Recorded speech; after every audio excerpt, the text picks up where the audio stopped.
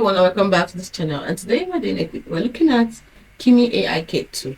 You see, Kimi AI K2 is the flagship large language model developed by Moonshot AI, and is designed to push the boundaries of open agentic intelligence. It's leveraging a mixture of expert architecture and a context window of up to 128,000 tokens. Kimi K2 is optimized for tasks involving complex reasoning, tool use, long-form understanding, and code generation.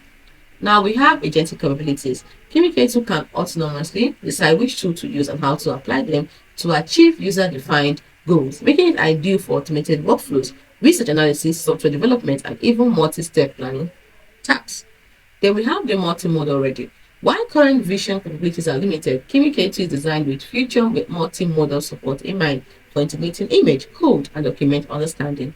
Then it has two model variants, the Kimi K2 base and the Kimi K2 instruct. The Kimi K2 base is the foundational model optimized for fine-tuning and internal adaptation, while the Kimi K2 instruct is tailored for interactive tasks like chat, agent-driven queries, and structured document reasoning.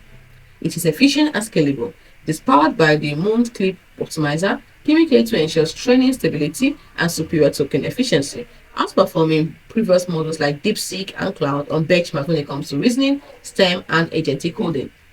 Then let's look at the tool use and reinforcement learning. It is trained on large-scale simulated environments with reinforced learning.